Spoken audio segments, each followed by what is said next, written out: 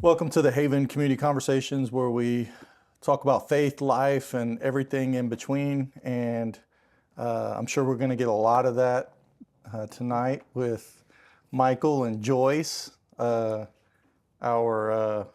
church friends from another church who's been part of this church. Wednesday nights, growth group. You guys have your own church. What's the name of your church? New Birth Ministries. New Birth Ministries. Yep. And they're part-time Havenites on Wednesday nights. Oh, okay. I like that. Oh man, it's hot in here. I think I need to change. Give me 1 second. Sorry, Sean. I'm a little warm. Maybe it's that hot tea. I already know what this is. I think so. I know what this is. Yeah, that's better. Look, I knew that. My was guy. coming. I knew that was coming. Mm. Let me run home real quick. Yeah, I think that's better right there. Can you hear me, Sean? We're all good. Okay. H-Town, baby. One more time for the kids. H-Town, baby. Joyce. Yeah. She's a big Texans fan, I right? am a big Cowboys fan. Big Cowboys Well, where's your fan. cowboy? Where's your love at? Well, I didn't know we were dressing for the occasion. I just came from work. I think you're ashamed because they Oh lost. no, this, never ashamed. this past week. Never ashamed. Yeah, H-Town pride, Yep. best defense in the league. Yep. Yep. By the time it gets edited, we'll have a until they couple more lose. wins. By the time this shows, we'll hope. have a couple more wins under the Are you belt. gonna pray after we leave? You gonna Score down here. you have There we go. you Yeah, have a shut in. we're on cloud 9 right now. You have a shut in and pray while We're when we riding the leave. wave, baby. Riding the wave. It's like fine milk. It is. We got a couple of easy teams on the schedule. They better win. Yeah, that's. I love my Texans, but them easy teams always gets us. But anyway, How'd you become a Cowboys fan, anyways? Well, I lived in Dallas for 10 years, and we're not from a sports family. My dad didn't watch sports or anything like that. So my husband at that time, Cowboys. He was from Dallas. Oh. And so that's when I started watching football, and that's when they had their back-to-back wins and been But a you Cowboys. got another husband now. You need to change your loyalties. Oh, no. I've changed husbands, not teams. I ain't mad at her. Because you know better. I am loyal. Yeah, I can tell. I will give you credit. That's a good quality. I'm loyal. Loyalty is a very good quality. Well, let's say a prayer and then we'll jump in even more. Father, thank you for my friends, and it's getting to be long time friends. The years they pass by, and man, it's been so good to have them a part of our family. I think just the friendship that we've had just shows how the church is one. We could be from two different local bodies, but we're one church, and we are family, and we're good friends. And I'm just looking forward to this interview and this time together, Lord. Just help us to be present with one another and be present with you, as we know you're always present with us. We thank you for being here. It's in Jesus' name we pray. Amen. Amen. Tell us a little bit something interesting about yourselves that we might not know. Ooh, that you might not know. I can say that at one point in time in my life, I did have a suicide spirit come over me at one point in time in my life. And I don't talk about it that much because at the time, that was before I was in church, and I didn't know about the spirits and everything. So it was just during the time, teenagers, at that point in time in your life when it seemed like everything and everybody, no matter what you do, it seemed like everything was like just falling apart, and like everything you said, everything you did was wrong, and it just got to the point I just felt like, it'd been better if I wasn't even much around. I would have made everybody else happy. That's how I felt that way.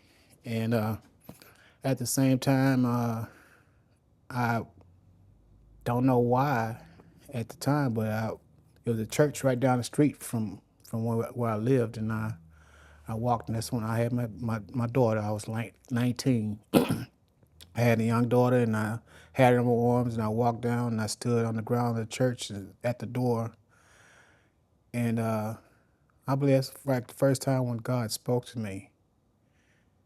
Because I can't say that I was thinking to myself it was me, but I heard clearly, why would you do that? You think nobody love you? What you think how your mother's gonna feel if you took your life? What about your sisters? And then most of all, what about your daughter that you hold in your arm? And from that point on, like, it's like I snapped. What am I thinking about? And I haven't had that spirit come on me ever since. I realized that I was worth something, and I do have people love me, and we make mistakes, and we move on. Yeah. So How long ago was that? like I said, I was like 19 years 18, old. 19. So that's A couple of years ago, huh? yeah, I wish. I wish I had them 18, 19-year-old legs and back. That'd been great. No, it's probably, oh, goodness. Uh-oh. Sorry. Somebody's robbing your house. You get an alarm. Well, that came through more than mine did, so I don't feel so bad anymore. You know what? I was in the car and I said, I'm going to do this, and then I didn't do it. But it was I'd say it was probably about nearly 40 years ago. Yeah. Yeah. If I've ever, I don't think I've ever been, I was sitting there thinking if I've ever, since it's, in your past and nothing recent, I was trying to think if I've ever been suicidal. I've been depressed on several occasions, I've been depressed a lot. I'm not sure I've been suicidal. Courtney has a story of a brief moment, of what it would be like to, not be here, but I'll let her tell that sometime. But I don't think I have a lot of, but I think that's something a lot of us Christians do. It's part of our hope or whatever. Wish the Lord would return, or I could just go be with him, or whatever. I don't think I would call that the same as wanting to just take my life or take whatever. my life, yeah. Yeah. It's been many times, like you say, as a Christian, now that I know God and I've allowed Him to be a part of my life and follow Him, it's just sometimes life, not my life, but just stuff around me gets so chaotic to where, it's like. Yeah, when I get stressed, when I'm just laying in bed, I'm just like, man, Lord, let's do this. Yeah. But yes. You thought of yours, Joyce? Yes. Yeah, she was probably thinking of something fun until No, I wasn't until you really stepped not. in and No, just you got real quick. who I We're am. gonna get real, but that jumped was right like into it. open book. Yeah, no, I appreciate it. That's Michael is an open book. They both keep it real, but in different ways. Am I right in saying that? Pretty much, yeah. Yeah, that's reason you are two of my favorite people. Authenticity is high on my value list. Although I did do I spent time on my core values, personal values. It wasn't in the top 5, which I'm surprised, but it's high. I think that's one of the reasons I get along with you two well is you're super authentic, which I I appreciate. believe in being real about things. I'm a realist, Yeah. I mean, just like the Texans won't win. I'm a realist. I think you're an illusionist. You She just wow. kid yourself. Some people, yeah. realists can sometimes kid themselves, or realists can also operate in ignorance too. Dreamers can too. Yeah. Jab, Uppercut. But I advise you, Scott, just leave it alone. goes on and on. Yeah. While he was talking, I was just thinking about just kind of like growing up. I was the baby out of 6, 2 boys and 4 girls, and I was the one that was sheltered, of course. You know, Yeah. I had to live through everything my sisters and brothers did, so I was sheltered and kind of kept it on. Never would have guessed that. Yeah. So when I got out. Okay, so you unsheltered real I quick. unsheltered. Okay. Yeah, I left. That explains a lot. I left home when I was about 16 or 17, just trying to escape. And I got married, had 2 kids, and but was very naive. Married someone older than I was, and was just very naive. And of course, that didn't work out. And then I was wild and. I was wild.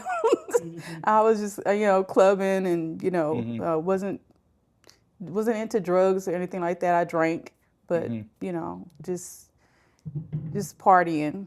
And then I got married again and still naive and young and stupid and wild and made a bunch of mistakes. And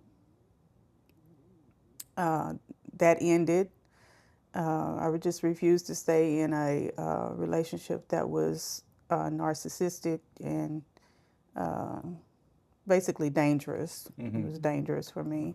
I chose myself at the end of it. He was my best friend. Started out as my best friend, and as it went along, he just became somebody totally different. And I remember telling his mother, please keep him away from me because it's either me or him, and I'm choosing me this time. And I actually went out and bought a gun, and I staged his attempt to get into my apartment because he would regularly come to my house and my apartment and try to, talk his way in or what have you. And I remember one night I tried to be smart about it. The enemy had my mind because I was out there, but he would come over to the house, and I finally got a restraining order against him. Got the restraining order, and then I went and got a gun, and then I went to the police and reported that I have a gun, and I know how to use it, and I don't want him near me.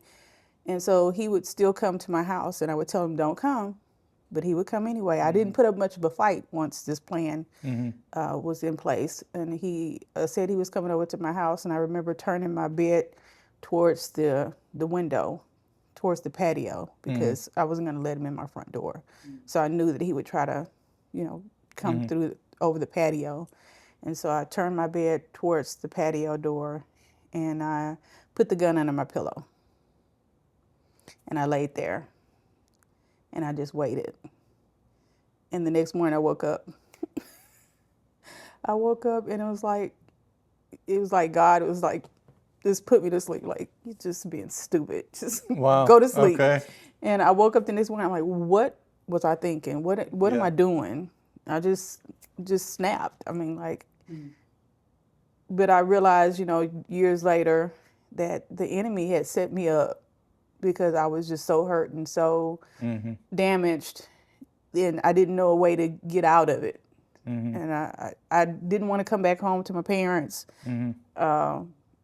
I've probably been back to my parents' house probably twice to live, but and not visit, but to live for a couple of days. But I never did want to go back home, and so I didn't think I had any escape. And I thought that's how I was going to escape. But God woke me up and made me realize what I was trying to do and how the enemy was setting me up for life in prison. Because it would have been premeditated. Yeah. Wow. Man, thank God that he put you to sleep. Yes. Wow. Yes. And I was a sharpshooter in high school. Yeah. In ROTC, so I wasn't going to miss. Yeah. And so that was your first marriage? That was my second. Your second marriage? Yes. Okay. Yes, I know about that. That's why we don't have a gun. Even though I don't think she'll pull a gun on me, I don't do nothing like that. But, just in case. Michael, tell me a little bit about your background. Well, I came from a very humble background. I'm the youngest of 8 kids, 5 girls, 3 boys. Can't say that I was sheltered, but I think by the time I come along, my mom was tired, and and my dad died when I was 4 years old. So she basically had the burden of raising 8 kids on her own. So I think my older sister, she pretty much got the responsibility of raising me. So, like I say, it was hard, coming up.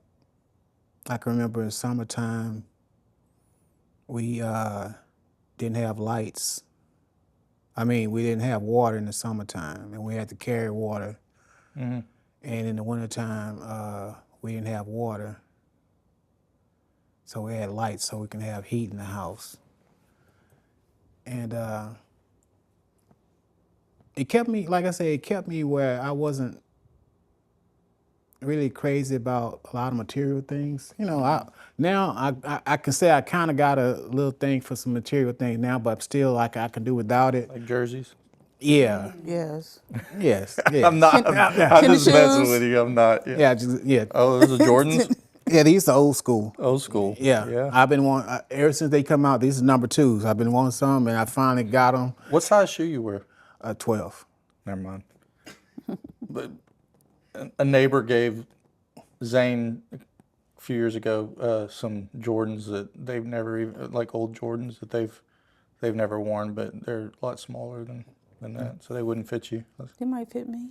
They might. Okay. What size men's shoes you wear? 8. 8? Men's. Okay, I'll go home and check. Yeah.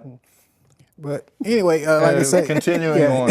Anyway, yeah. So, most kids when they grow up, they ask what you want in life, and they think about they want these fancy cars and big homes and a beautiful wife and all that stuff. Luckily, I got a beautiful wife. That wasn't one of my top priorities, but God blessed me with her.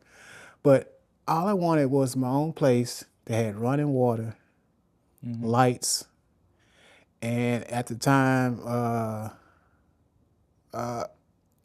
cable, air conditioning. Just all the simple things. When we first met, I asked him that, what kind of things did he want out of life, and he told me that, and I was like, air conditioning. Yeah. Are you Yeah, I'm telling you. serious? I was serious. So, very simple. And I was very satisfied. When I met her, she used to laugh in my apartment because I had, like I say, I just had stuff out, trinkets and stuff all that. I had a black Jesus, a Buddha, and what else? Had a black Jesus and a jade Buddha. Yeah. And when he came to live with me, because I said, moved to my apartment, and black Jesus and the Buddha couldn't come to my house. Yeah. So, hey, we're going to continue this story, but y'all know me. Yeah. I'm going to go all over. Yeah, squirrel. So we're going to squirrel a little bit. What do you think about what's your opinion about Black Jesus? I think that he was Middle Eastern. Amen. Yeah, I don't think he was white. The region, I think he's a person of color. I'm not arguing against Black Jesus per se. I'm not arguing but against I remember in high school getting in a football locker room with one of my teammates, and he was all about Black Jesus, and I was like, I'm not trying to say he's white. He's not white either. He's just not black or white. It's not even an argument whether he's black or white. He was Middle Eastern. I mean, the Bible says, study yourself and show yourself approved. Come on now. It didn't take much for you. He was like, he has hair of wool. I was like, as white as wool. And that was his glorified state anyways. It was the white, the brightness of his. Yeah, what? But it's like, why are we arguing about this? The feet of bronze. So it's like, okay, he was a dark complected person. But at the same time, I probably don't have as much problem with Black Jesus as you do, though. I don't have a problem with Black Jesus, but I don't. You told him the Black Jesus has to go. I didn't want any kind of idol in my house. I didn't want Buddha in my house either. Yeah. So he had a jade Buddha, but Buddha couldn't come to the house either. Do you have any issues with the picture of Jesus or no? A correct depiction, I don't have a problem with. But when you try to make it out of some kind of racial statement, that's when I have a Oh, problem I out of see. it. I see what you're saying. I'm like, you know, Well, of course, what, the European Jesus wouldn't be right either then. no, it wouldn't. My thing is the blood was red. Yeah. I know. I feel you because I know you because we talked about That's it. my Yeah. whole thing. The blood was red. I don't. If Yeah. it was purple, it wouldn't make a difference to me. The Yeah. blood was red, and that's what I Okay. needed. So, Am I allowed to give my opinion on Black Jesus? of course, Okay. All right. Why would you not be allowed to give your opinion? I We're don't giving our know. opinions. I don't know. We're in 2025. I don't want to say the wrong thing. you know us. Come on. I know. Yeah, the reason I said I might not have as much of a problem. Yeah, I think more. I don't take issue. I don't even really. It's not even that. It's like if it's because of like you're saying you're making a statement like Jesus was black, then I'm like, come on, Yeah. man, Jesus wasn't black or white. I was like, one, that's not even the point, but he was Jewish. Jewish is more Middle Eastern, you know. And I know some people have their technicalities. It's kind of like when you get into the King James arguments. There's some people they love the King James Bible, which is a great translation, but That's we what I have learned. fun. Hey, Just like with the Cowboys, we have a lot of fun with the King James version of the Bible too. I'll come up on the King James, but the NIV and all those others I still took a breath of fresh air. Yeah. Because I'll be like, oh, that's what they meant when they said that. Yeah, so y'all know my thing with the King James. It's not. I always like to preface. Then we gotta go back to Black Jesus, and then we gotta go back to your story. But I need Luke here to keep me in line. He remembers all my points and points me in the right direction. But King James, I think it's a great translation. It's got its faults, but so do all the other translations, right? So there's some things that were mistranslated back in when they originally translated that. But it's just because of our archaic language, which is poetic and beautiful, and a lot of people love it. And people have their different reasons for loving it. I think Luke, that's one of his favorite translations. I think you like to read it too, don't you, Sean? Mm-hmm. King James? Yeah, You can get lost in the thee, the thous, the those. Yeah, it's me. It's a pastoral. At the end of the words, it's nothing more than a pastoral concern. I want everybody to be able to understand. Seek it. Right. And I've also spoken to young Christians or new believers that have just made the assumption and they've had trouble understanding the Bible, and then I find out that they're reading the King James. I was like, well, let's start there, get you a modern translation so you can understand the language. And then, there's still going to be things that are hard to understand and you'll work through, over time. You're not going to get it all at once. But yeah, it's all just in the beautiful language, but it being an archaic language is my thing. But similar with Black Jesus. So some people are King James only. Some people just love the King James. Some people are King James only out of ignorance, right? Because maybe they've been taught that or whatever, and they don't really know why. They just think that they're only supposed to read the King James. And then I've had very few, that thought that that's the way Jesus spoke, was in Old English. But that's the exception. And then there's some. There was a pastor, and there's whole churches that are King James only, and it's not out of ignorance. They've got their own. They can tell you exactly why they believe King James only. I disagree with them. You can have that debate, but so with the Black Jesus thing, for me, it's. If it's, I would take more issue if it's like to try and prove a point. Jesus was black, and that's kind of like, well, he's Middle Eastern, he's Jewish or whatever. It's not a white or black thing. It's not a racial, thing. But I say that. What do you think about this? Like, I learned, I can't remember if it was in seminary or in a book I was reading or what, but like depictions of the nativity are different depending on what culture you're in or what part of the world. Like some people will just have a few people with the nativity, like Mary and Joseph Joseph, and- right? and the Because wise in men. their culture, that's a very private thing, Right. And then in other cultures, they have everybody. Well, why wouldn't the whole family be they there? got the donkey and Well, yeah, Everything besides the stuff. donkey, but like all the relatives and stuff like that, And so, I don't know. I guess, like for me, it's just like having a black Santa Claus. I just feel like don't people relate to don't like maybe we relate to our subculture or our race or whatever, or am I wrong on that? I can understand that desire, Mm-hmm. but in this instance, we're not talking about a fictional person. True. And so, since we know that this is not a fictional person, that you know where they were. Yeah. There's history there's books written. Yeah. You have a name, you have a place, you Yeah. have a time. That's like my kids 2 generations from now saying, well, my great grandmother was white. Yeah. No, I wasn't. Yeah. Yeah. It's like, Yeah, you're right. So does it bother? I'm getting way off topic. We're gonna come back. We got plenty of time. Does it bother you watching historical pieces if they don't get it right? no, They don't. no. It doesn't. Because I know the truth. And I know that, I mean, even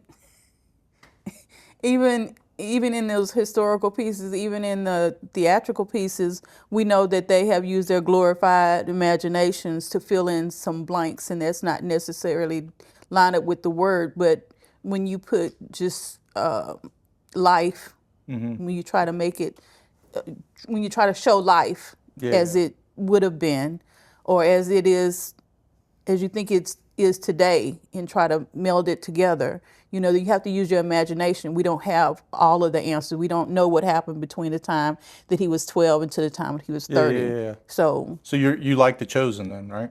yeah, I like The Chosen. Yeah, so do I. Some people have a problem with the creative liberties. I but laugh. I'm one of those people. I catch all those nuances. I can ruin it for you, and so I catch a lot of nuances, and it's comical to me, and it doesn't offend me. But I know that they have to use. I don't think there's anything in The Chosen, whether you use like, because there's stuff like, oh, I don't think it would have happened like that, or I disagree with that. But for me, it's not going to lead anybody astray. Like right. if I thought he was leading people astray, I wouldn't be watching it, and I would be loud and proud about it. All the necessary points and the necessary sayings and everything is done appropriate according to the word, according to the Bible. And then, like you say, all the stuff that's in between where we don't know, you got to, Jesus didn't just walk around for 5 minutes in a day and then nothing else happened. It had to be something happened between the times when he's spoken and he's interacting with people, whatever. So. It's fine. Like I say, it's entertaining to some people, but at the same time, you will learn. Yeah. No, I agree. And y'all should see House of David if you hadn't seen it yet. I already saw it. You've seen it? You already watched it? We on the 2nd season now. Yeah. It's so good. And like with The Chosen, I didn't care for the depiction of John the Baptist that much, but I mean, hey, it's not, like I said, it's not anything bad. I think for the most part, he's done a really good job. The director, the writer. Anyways, yeah. So I was just curious about it. I think for me, and if there was, if sometimes on the history too, I want it to be right. It depends on what it is. Well, you talked about just Black Jesus. I watched a lot of stuff on YouTube because YouTube had a lot of biblical short movies and everything about different characters or whatever, and it's one that's pretty much saying like Noah was black, Solomon was black, and I mean like it's like a whole thing like all of the main characters in the Bible for the most part was black, but when they say black, they meant from different areas close to Africa, whatever. Which is interesting, but like I say, I don't have no proof in that. Like I say, it's just them, Yeah, and if it was proven, that'd be completely. Yeah. That'd be completely fine. No, I always like thought about the shades of skin color from India, through Africa, Exactly. vary and change. We had a conversation about this, a short conversation when I was like, the children of Israel was in Egypt for 400 years or something like that. Mm-hmm. I'm like, so after several generations being dying off and born, say, wouldn't that make them African or Egyptian? Well, But like, you told me about the culture and everything, about the people and yeah, but where they come Moses from. probably married a black woman, the woman he married. Yeah. Yeah. A lot of people think she's black, and then one of Solomon's wives as well, But that's Bathsheba. That's Queen of David. Sheba. Yeah, Right. Queen somebody. Yeah. Yeah. Yeah, them sisters was all through the Bible. Yeah. Yep. Yep. Say, once you go black, you never go back. That's not true. But yeah, Who knows? I mean, you don't know what Gentiles integrated and stuff like that. exactly. Too. Well, I think we all a bunch of mutts. Black people are Gentiles too. We all a bunch of mutts. Well, especially now. Yeah. So what were we talking about initially? Well, When you brought up black, she made you get rid of your black Jesus and your Buddha. Was it a white Buddha or is it It's Jade. just it's because a a it's Jade Buddha? Buddha. Like I said, I wasn't even much. I wasn't religious or nothing. I just had a was black. nice to It was. I just had a black Jesus from my previous marriage, and I brought that with me because I needed something to hang on the wall. Oh, black Jesus! All right, I keep this one. And I thought the Buddha was cute. I used to take gospel tracts and put them in Buddha's hands when I'd be in a Vietnamese restaurant or Hong Kong market or something. We'd go in there and I'd put gospel tracts in the Buddha. Yeah. So, but that's all it was. It wasn't like I had any kind of religious thing going, because that's when I was when I had my apartment, I was still doing me, so to speak. A lot of partying, a lot of drinking, a lot of smoking and everything else, and just So I was actually trying to find myself in that. And I don't think the alcohol and the marijuana and all that other stuff was really helping me find myself. No. Well, I knew Jesus, then I got into all the marijuana and stuff afterwards because I was doing my prodigal son thing, and then I just remember the night that I realized that everybody I was hanging out with, were all atheists. I was like, what?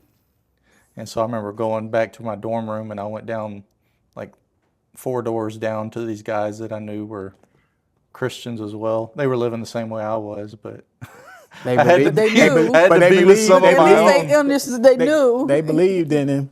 Yeah, yeah. So, Joyce, you were saved before y'all were married.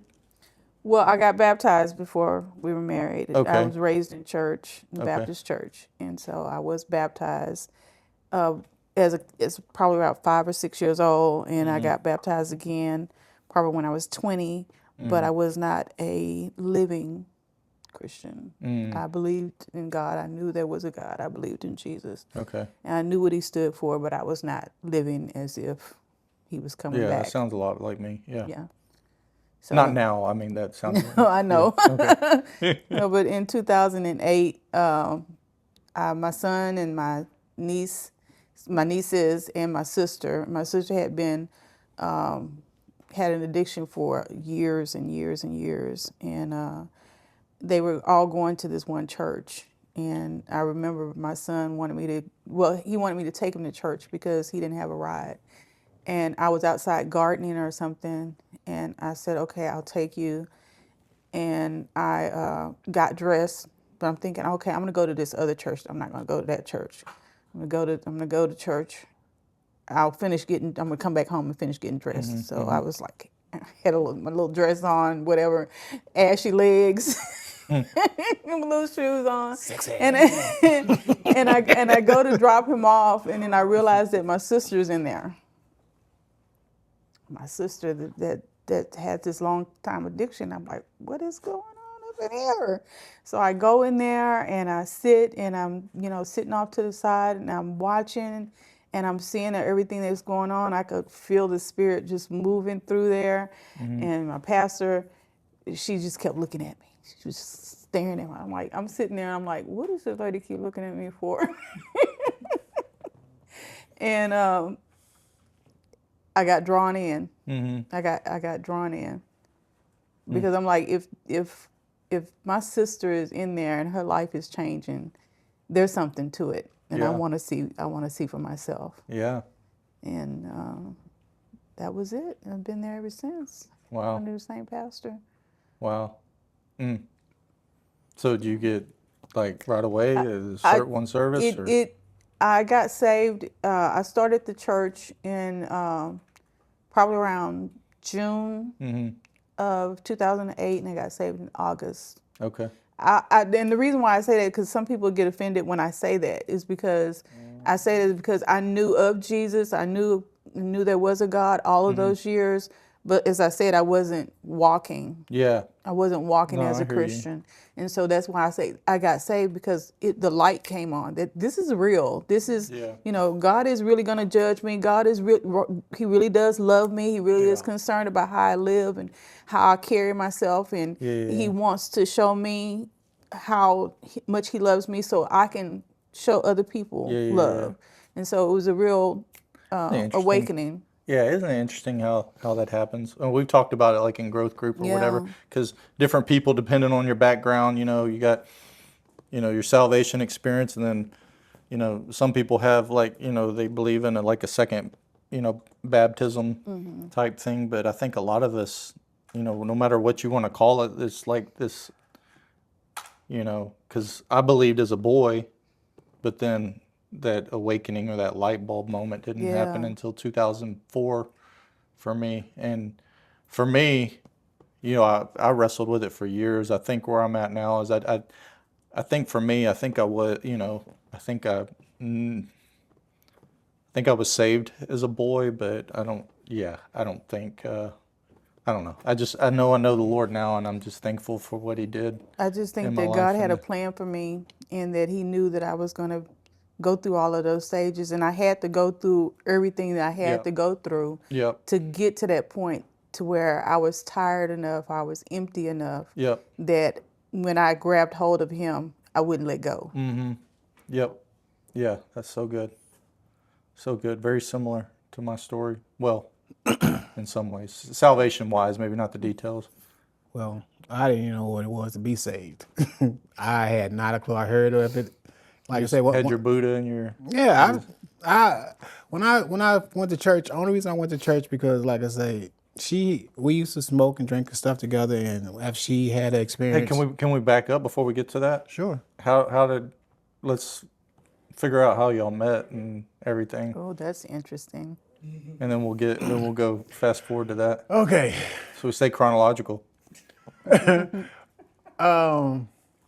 sister is married to my cousin, and she was in Dallas, and right after my first wife passed away, I got real sick. I was by myself, in my apartment. I got real sick. My auntie, she found out that I was sick, so her and her sister would come down and check on me, make sure I was okay, because I live right down the street from them, and they used to come check on me, make sure I took my medicine and everything, just make sure I was good.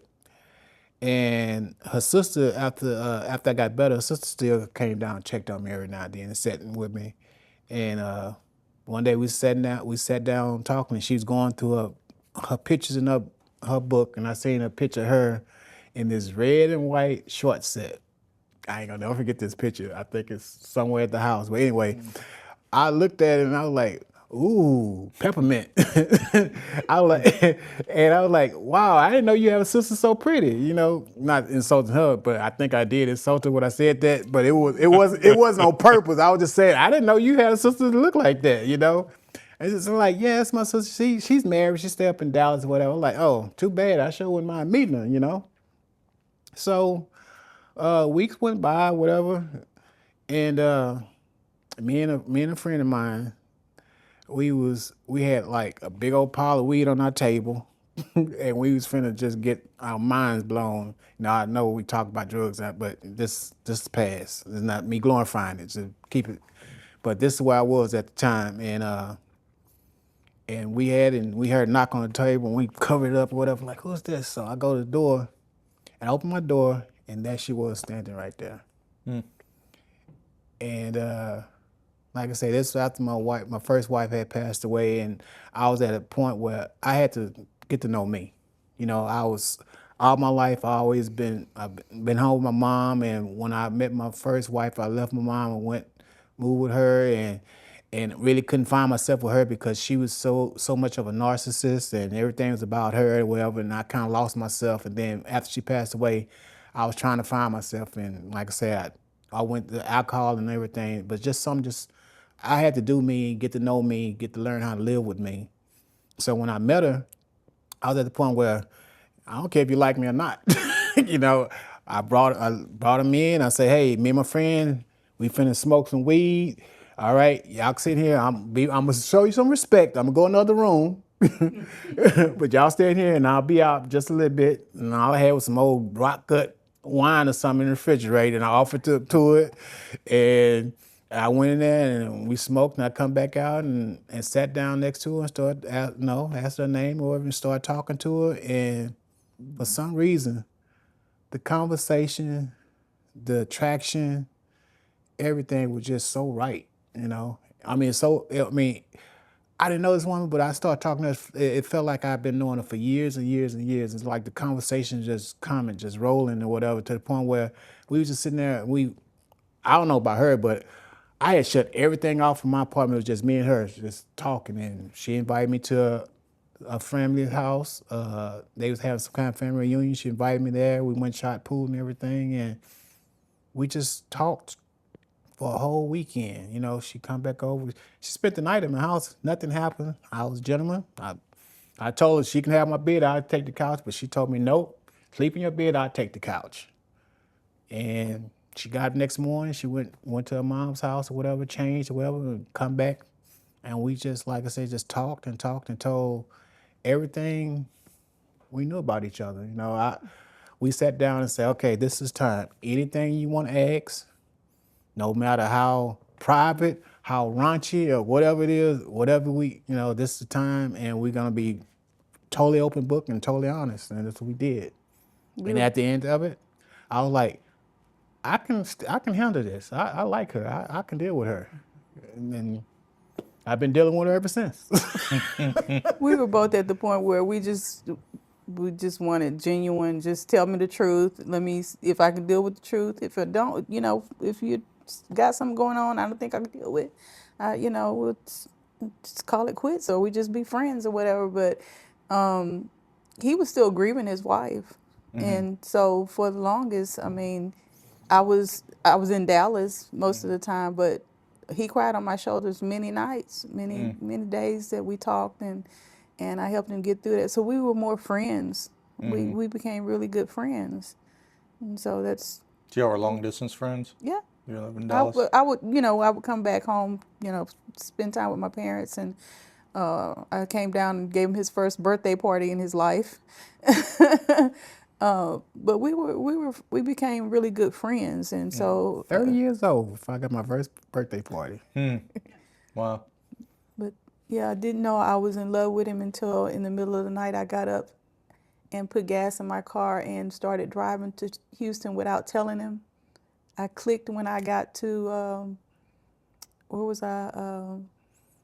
I was past Cut and Shoot. No, you was right there in Conroe. I was somewhere around Conroe. Mm-hmm. Huntsville. Huntsville, that's where I was. Before the lights went off, I'm like, it is 2:00 in the morning and I am driving to this man's house. He don't know I'm on my way. And what if he's there with somebody? And I'm sitting in the car and I'm like, I'm going to find out the truth today. Wow. And so I went to his apartment, knocked on the door, no answer. Knocked on the door. He came to the door. Who is it? And I said, it's Joyce. And he opens the door and he looks at his eyes are huge, and he just falls to his knees. Really? Well, the story behind me falling to my knees, to be totally honest with you, is before I started dating her, it was a young lady that I used to mess with. We didn't, it's just a night time thing, you know what I'm saying? And that night, You know, I had talked to her on the phone before she decided to make that trip here to Houston. But after I got the phone that night, that lady come to my apartment, and she was trying to get into my apartment. She was trying to do something. And I was like, you know what? I cannot do this with you. I'm not gonna do this with you because it's a lady in Dallas that I met, and I really like her, and I'm not gonna do her like that. I refuse to do her like that. And she was steady trying, and I was like, no. And I got out of my apartment and I sat on the way, and I closed the door, and I went laid down to go to sleep. And like I say, when she come that morning, I thought that was her coming back. Wow. And I was upset. And when she said, and I opened the door and I seen her face, that's why I dropped to my knees. And that's when I say, God, I hear you, I hear you. Like I say, I wasn't even going to church or nothing, but I was smart enough to know that was God. Yeah. Let me know this is who I got for you. Yeah, that's amazing. And I don't think it wasn't until after we had been living together for maybe 2 years that I finally asked her to be my girlfriend. we was living together and everything, and we never officially became girlfriend boyfriend until after about 2 years. The reason why it was 2 years is because I told him I'm the marrying kind of woman. You're not gonna lay up under me for 2 or 3 years and not have at least asked me to marry you. So I asked her to be my girlfriend. So since I said 2 or 3 years, he said he better do something by 2 years. So he knew he was gonna be out of there. So we actually officially became girlfriend boyfriend. How long did that last before we got married? Maybe. Well, we did get engaged, so I was your fiance for a while. Yeah, we lived together for a year. We was engaged for a year, and then we got married. But that's how we met. How long you been married? 24 years now. 25 next year. Wow. Yep. Wow. So, now how did you come to know the Lord? Through her. It was like I say, she joined that church. She joined the church, and like I say, we was partying together, and then once she joined the church, she decided she wasn't gonna smoke anymore. Okay.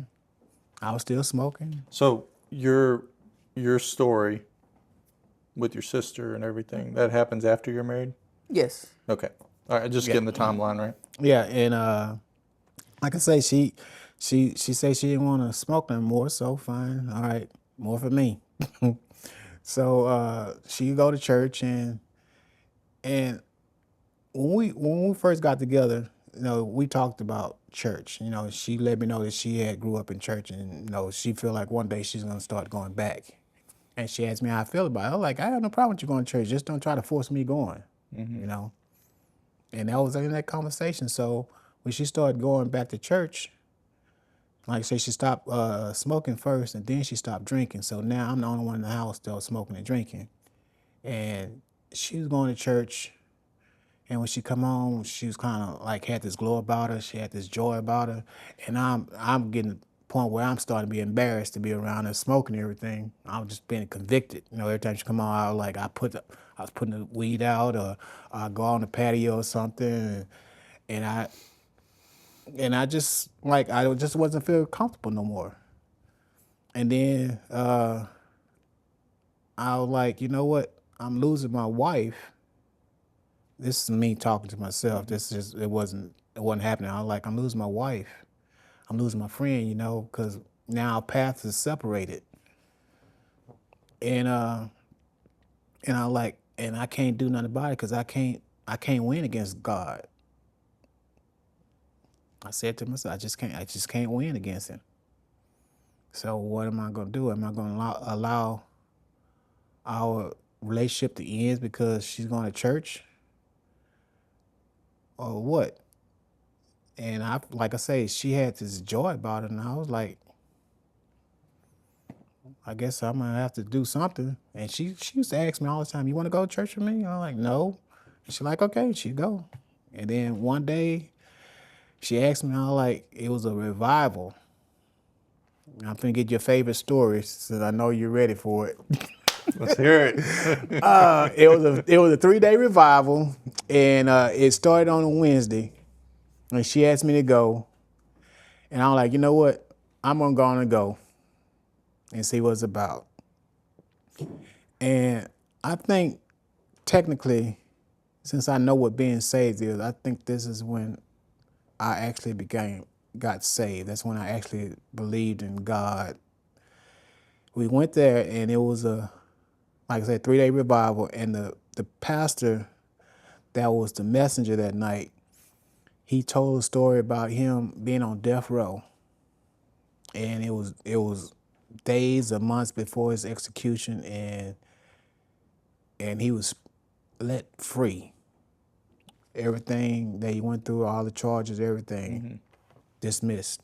And he was let loose, and he gave his life to God, and he preached his word, and may he rest in peace. He passed away, but he had a speech impediment.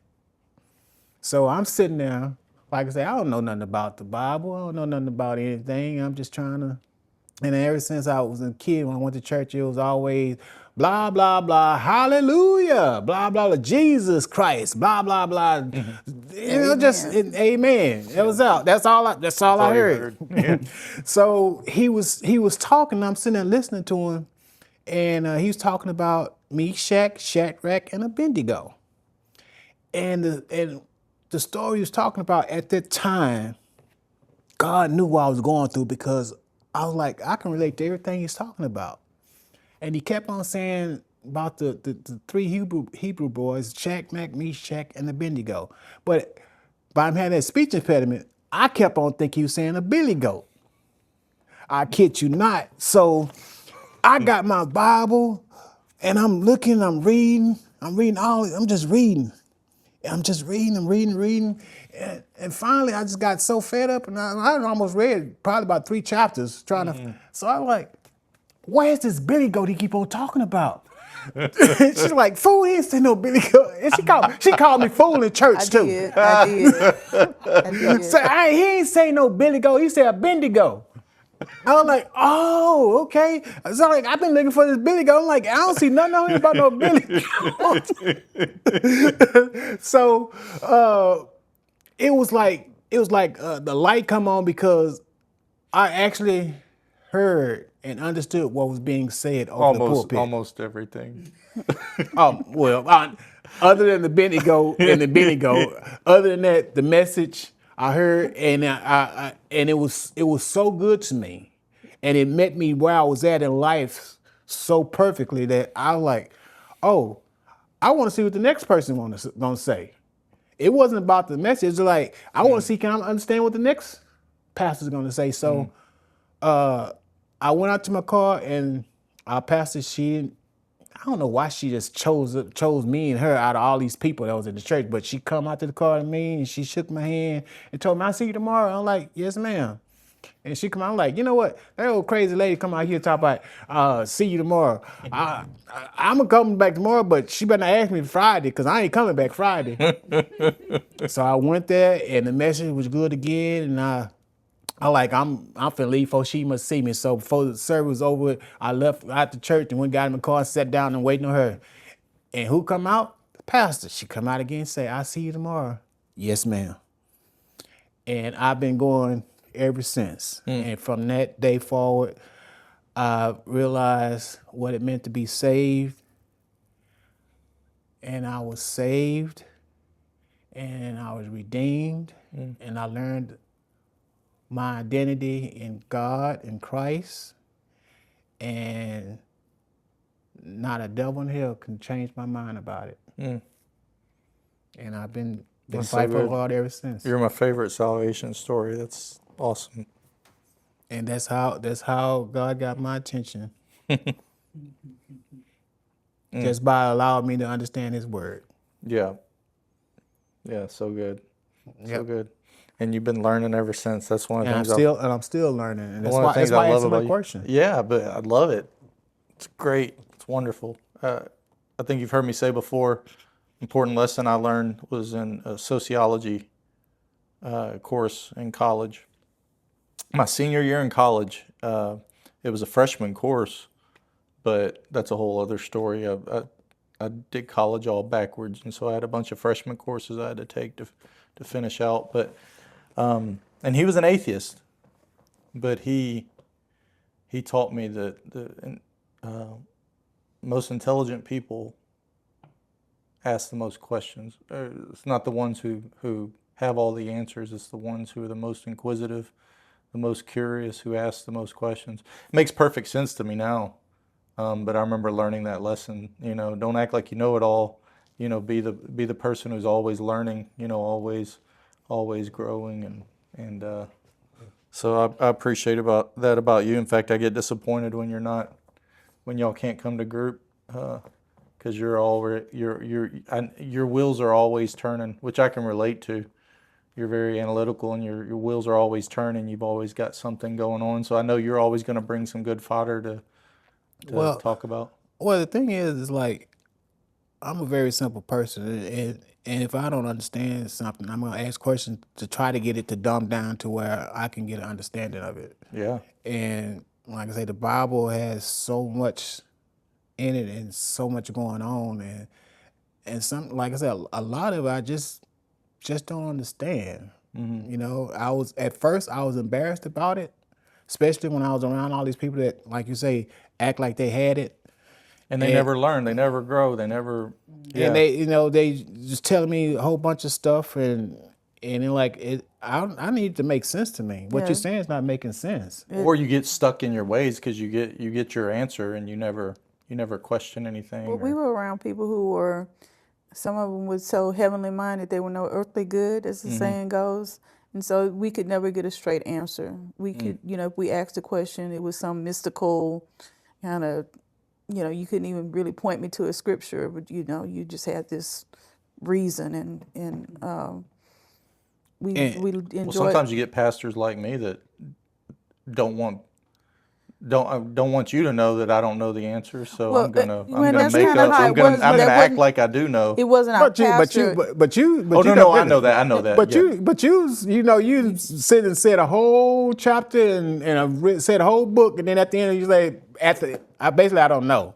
So you admit that you don't know. You gave us a whole bunch, like, where you could just say you didn't know at the beginning, but you go through all these things, your opinions, and all I'll this tell kind you of what stuff. I do know, but then I'll Well, also tell you what I don't know. But that's very helpful. Yeah, but like I because say- when we're reading the scriptures, or when most people are reading the scriptures who are inquisitive, there's a lot of, you don't even know to ask that question, or you have that question, and I think I know the answer, but it sounds like this.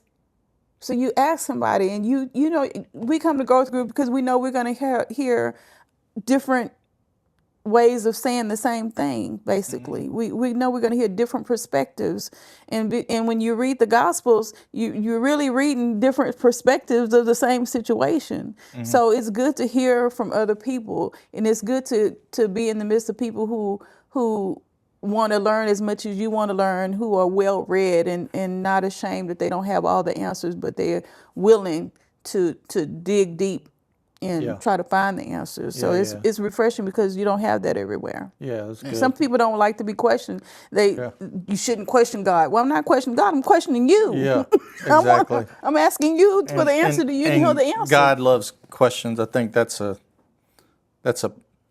pride answer, or somebody who doesn't have an answer and doesn't want to admit it. But there's a difference between, you know that.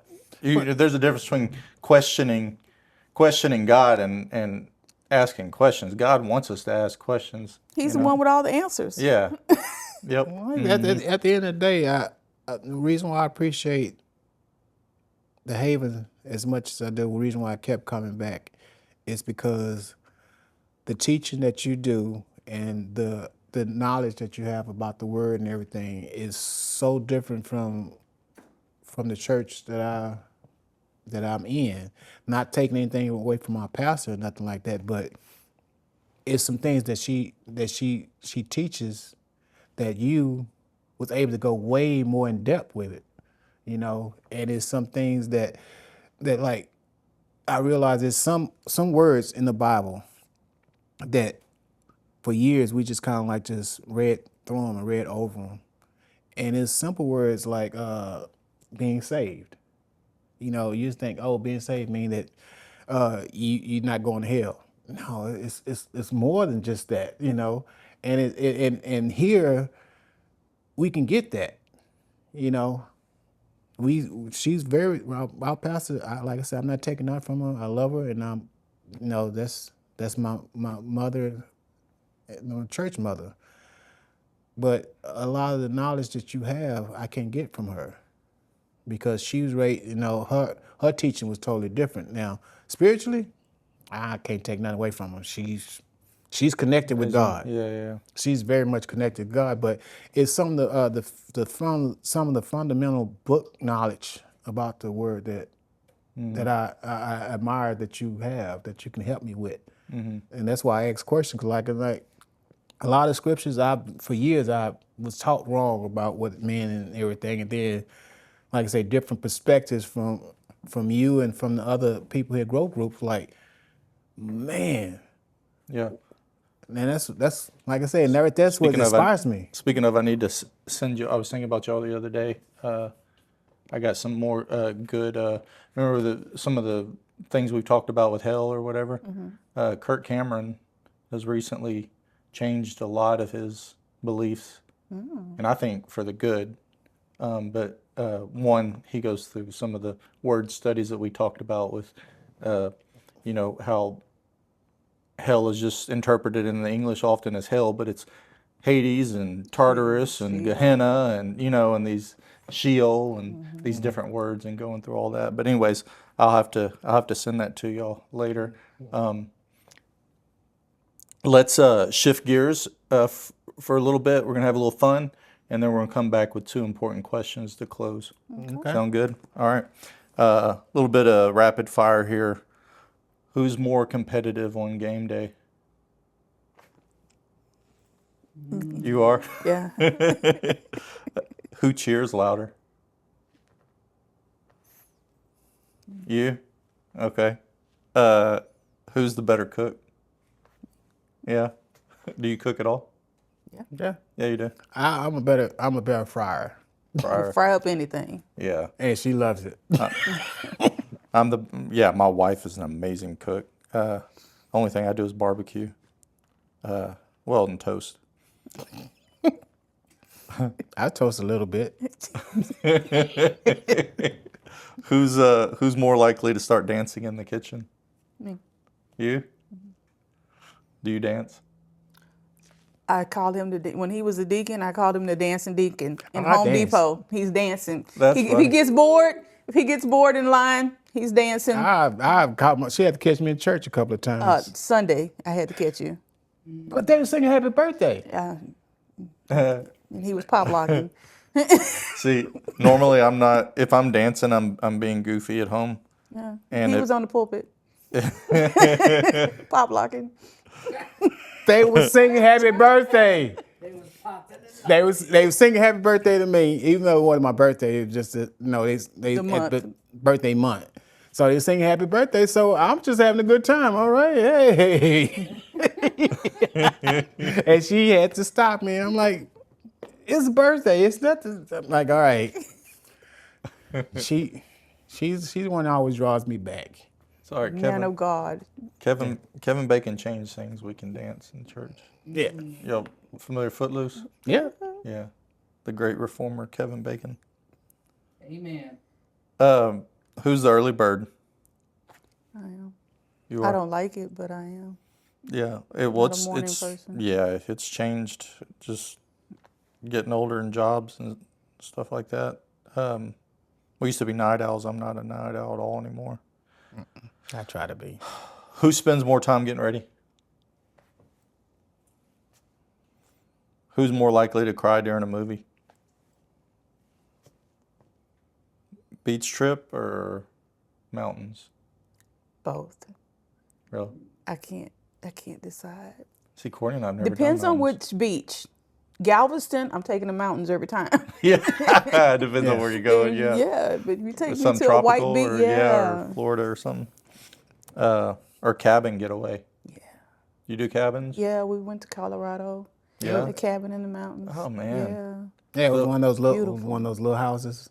Like, Yeah. got tiny houses. Yeah, tiny house. Do you fish? No. Okay, so what do you do? Because We don't no, get so I love peacefulness, but my question is, and maybe this is a little bit more of a conversation off camera later, but like, I wanna do the cabin thing, but are we gonna get bored after a few days? Like if I don't fish or hunt or anything like that? Well, we went to Mountains of the Gods. Where else did we go? that's one I do need. I need to hiking. get. I need to get understanding. We wasn't like a cabin like in the woods. Mm-hmm. It was like a little Village. village. Okay, so there's a Those lot to tiny do houses. around the cabin, Yes. but it was also peaceful. Yes. Yes. Okay. Yes. All right, I need to get more information from y'all later. Favorite date night, dinner out, movie in? For me, it would be dinner out. I'm not a movie person. Yeah. Yeah. Okay. And because I know she's not a movie person, it'd be a date dinner out. What's your perfect date? Ooh, dinner, maybe take a walk. Just being together. Just being together. Yeah. Yeah. I mean, I like to hike. We like to hike. That's perfect for me. Mm-hmm. Just getting out and moving around and being together. When I think of date, I think of evening, nighttime, and to me, one of our most perfect days is the night that we went to the symphony, Oh, that was nice too. and from there we drove all the way to the Woodlands for ice cream. Mm. And I thought, I thought that was, to me, that's what I thought was a great. That's awesome. Who has better taste in music? He does. Really? He's more I well-rounded. mean, I didn't mean surprise. Well, he's more well-rounded in music. Okay. I kind of stay in my little genres and Okay. the people that I know, and he's broadened my horizon. So I'm if all there's over a the song place. he knows, he more than likely knows it, even if it's I love classic rock and roll. I love rap. I love blues. I love smooth jazz, R&B. R&B. Don't get me started. Reggae. We love music, and she's got better taste. And I only say that because I think I got pretty good taste in music. But most of my taste I got from her. Because Well, that's the we're like same y'all. We've been together for a long time. Yeah. And I originally got into a lot of what I got into through her. You like the blues? Yeah. You like the blues? I really don't care too much for the blues. don't But, care the blues. but when it comes to like the blues and the jazz, I have certain songs. I can't say that I'm like just really deep into it, but I listen to all music and it's certain songs that attracts me, and I'm like, I need that track, and I put it on my phone or whatever, and I don't know. It's certain music that I don't care where it's from. It's certain music. It's certain beats or whatever. Yeah. The songs that 'Cause I attracts don't me. like country music per se, but there's a guy that I just started listening to it. I said his music is kind of gospel, country, and neo soul all mixed together, and so it's just little pockets that I listen to. Yeah, so. yeah. Well, I just got into somebody sent me the Psalms in blues. Oh, that So sounds good. good. Yeah. You have like to send us that. Yeah. I'm I've- willing to try. Okay. All right.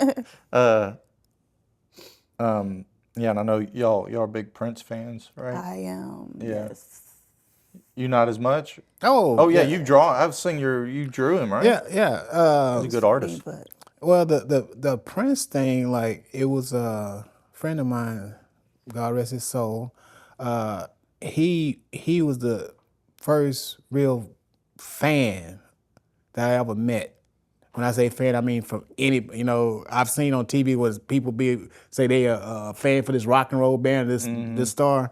He was the first person I actually seen was a true fan, and he was so much a fan. He dressed like Prince. He wore his hair like Prince. He was a cool dude, but I mean, and I'm like, you really like that dude? He's like, yeah. And he took me to his house, and he had all his music, and he knew all his songs word for word, and he had them written down, everything, and he could sit there and he could sing all those Prince songs. He almost did the falsetto voice, you know. I mean, and by me hanging out with him, he got me into Prince, and I realized just how cool Prince was, his music, and I was hooked.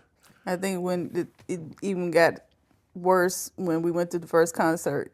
When we went to the first concert. 'Cause I had Prince concert. Our Y'all first, been to Prince concert? Yeah, two. Twice. One here in Wow. Houston and one in Dallas.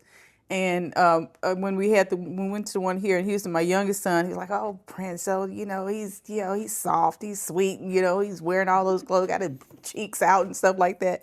And so he didn't have anything to do. We had extra tickets, so he came with us. He's a Prince fan now because once you see him live, and you would be able to see him live and see everything that goes on, and just the musical genius behind it. I think it was easy to get hooked. Who's the guy from the Jackie Chan movies? Chris Tucker? Chris Tucker. I can't remember if it was him or who's the little black guy comedian. Kevin Hart? Kevin Hart. One of them. No. Both of them have told stories like about Prince. Prince, And, yeah. And one of them, and I Dave think he's Chappelle. exaggerating, because in the name of comedy, but he was serious about Prince's really, people say, he's soft or whatever, beating them all in basketball. Oh, that's Have you Dave heard that? Chappelle. Dave- Dave Chappelle. Oh, was it Chappelle? Yeah. Oh, and he said he was in high heels or something like that. I think that was the part that he was just being jerseys funny. against the blouses. Yeah. Yeah. But he actually was a very good basketball player. Yeah. He played in high school. Yeah. Yeah, it was like I say, when we went to Dallas, we had floor seats, and it was great. She got $50 and a Yeah. A guy handed me $100 bill. Oh, yeah, he just passing While out we were in money line. while we was in line, just He passing was, out he was money. passing money around me. I turned around and said, "Where's mine?" And he handed me a $100 bill, and I just scooted up the line. Wow. But the one here in Houston, I think It was old school. It Played was this so old much. music. It was better than one in Dallas. Like I said, we was on the floor in Dallas, like at the stage, but we got the tickets here. We was up, Where you could so see we could everything. see the whole stage. His stage was an X. It was a big X, and the band was in the middle. And I'll never forget the drummer.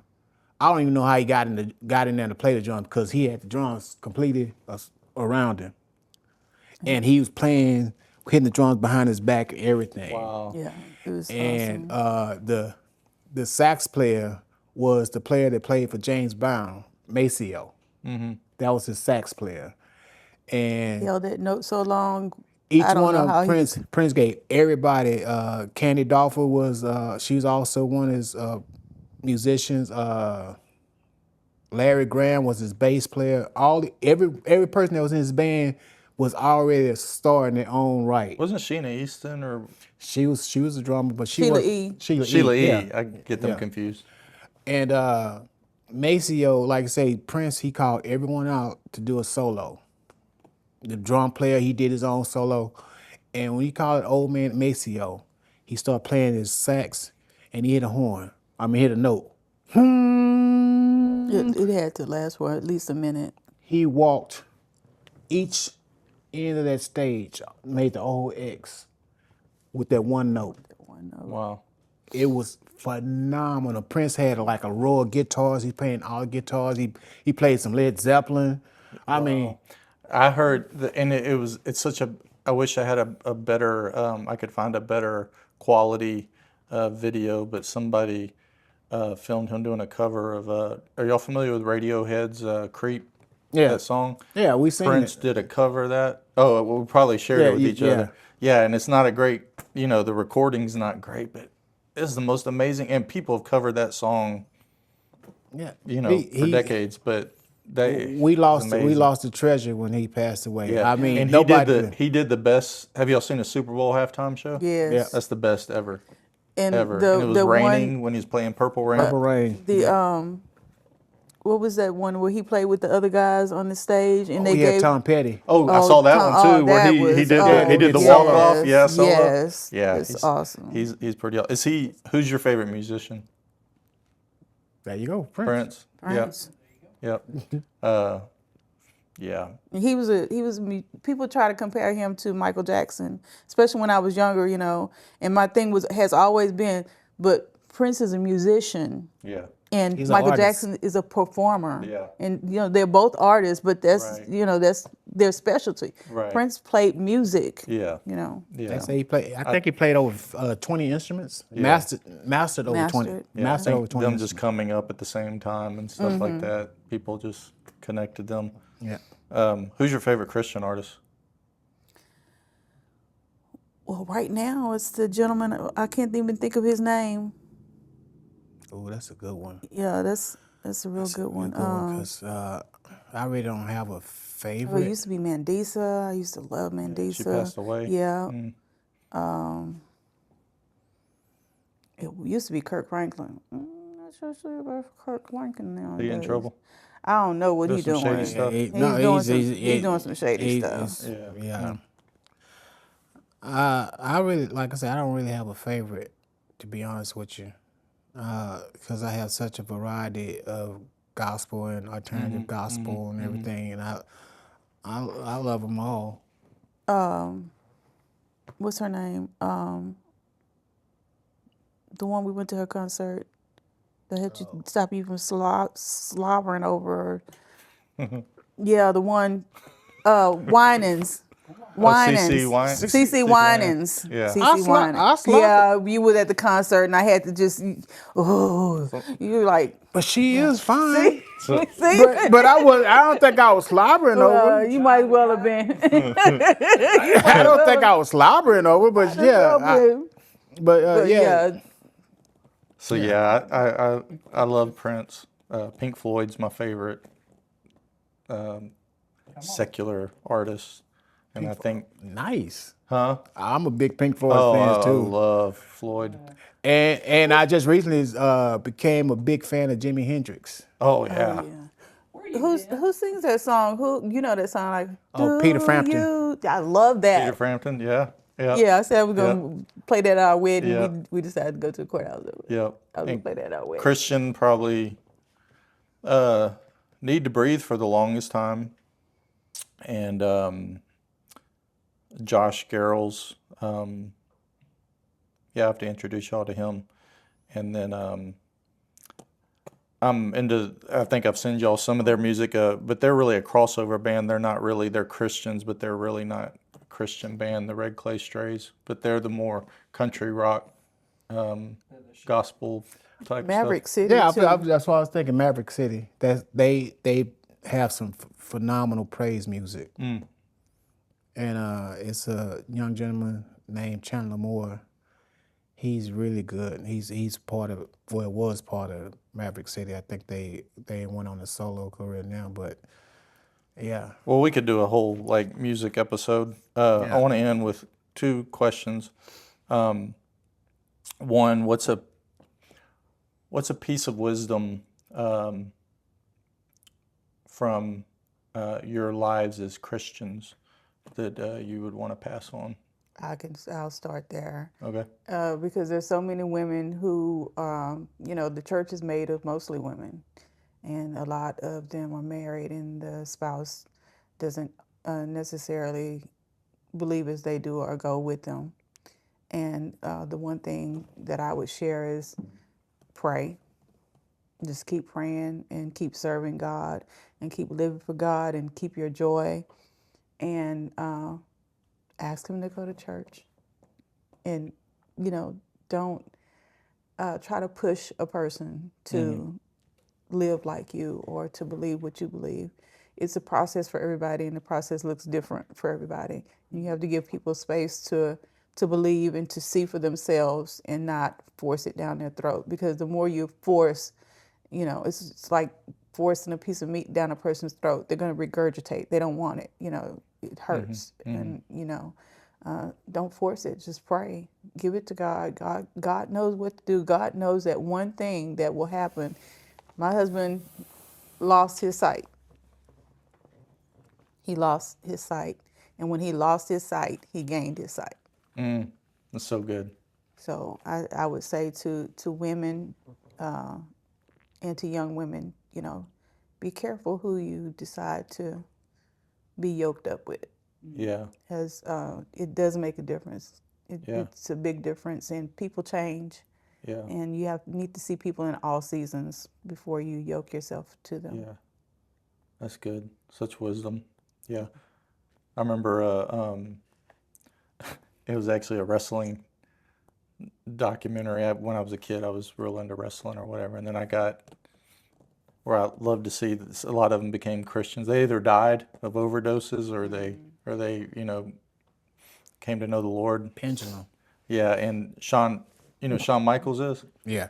Yeah, he's got a story where he married a woman within the business, and one of her pieces of wisdom was that she's, don't ask a man that you meet if he's a Christian. Ask him if he's born again, because he said he was a Christian, and she found out after they got together that he wasn't.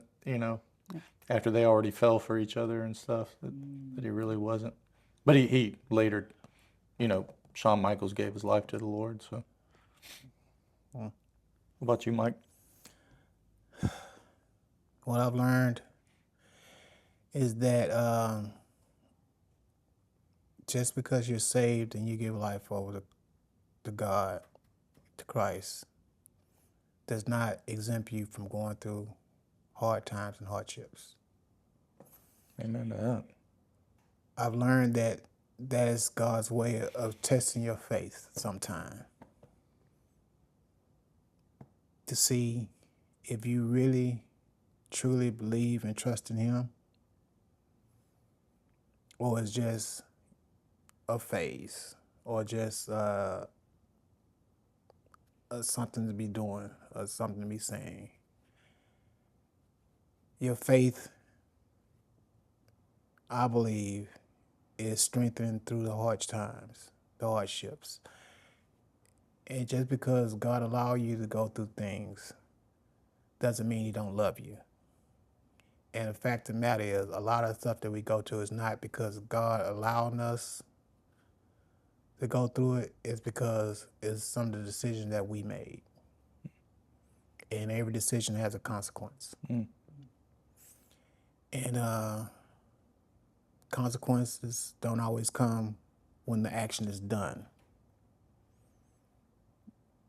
I paid for some stuff that I did years ago that come back and bit me in the butt. And it was after I was saved. But thank God He had let me know that because of my actions, just the result of my actions, and it's not because He didn't love me, it's just that I got by, but I didn't get away. So that has made me trust Him even more, because that means you love me. You just let me get away with anything. You got something for me, and you got a purpose for me. And if I get out of pocket, you're gonna bring me back. Just like a father or a mother that loves you, and you continue to run out in the street, she's gonna spank you because she loves you that much. She don't want you to be harmed. And I learned that just because we're going through something doesn't mean God don't love us. Amen. Good stuff. That's really good.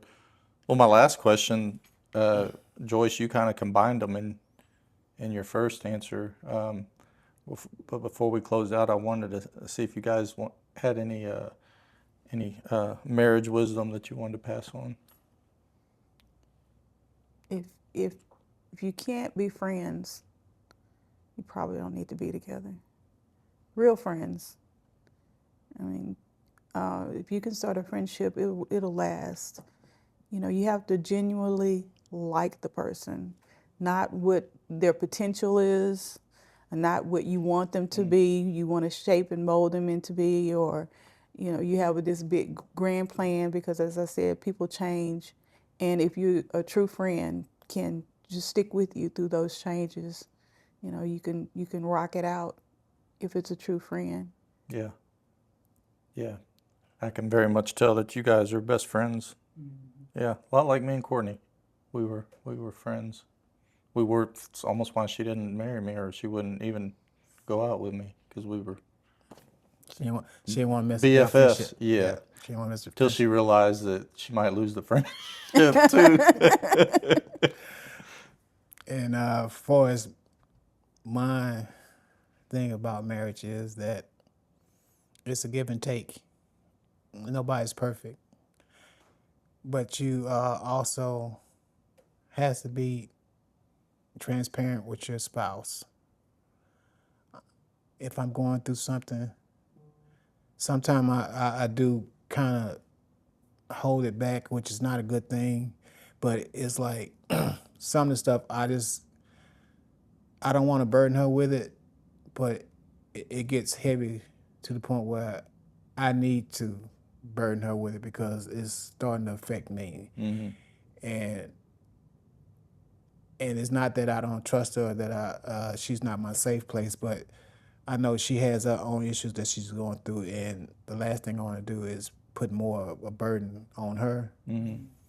But at the end of the day, you got to be able to be transparent with your spouse. And as far as getting married is concerned, you have to be transparent at the beginning and give each other a choice. You know, if are you in your situation something I'm willing to deal with the rest of my life? Mm-hmm. And also, when you get into this thing, I married her not because of her money, not because of her looks, but because of her as a person that I just enjoy being with. And we just gonna hopefully grow old together. And once you get older, it's gonna be some change. You're not gonna be able to do everything you did when you first met. You know, life change, people change, but I'm willing to change with her, and you have to be willing to change with the person, change together. And if you can do that, Yeah. you should have a good marriage. Yeah. Amen. Well, you guys are rocking it, and y'all are so wise, and y'all are so much fun, and this has been a lot of fun, and It's been a lot of fun. yeah, I really We need to do this really again. I enjoyed it. this. Yeah, I love you guys. Thank y'all for Y'all. joining us. We love Yes. you. We love y'all. I was honored that you even asked to come. You wanted to talk to us about it. Well, we'll do a part 2 sometime. Can you see me? A black man in black, just my tennis shoes and my teeth. The lights aren't out. What are you talking about?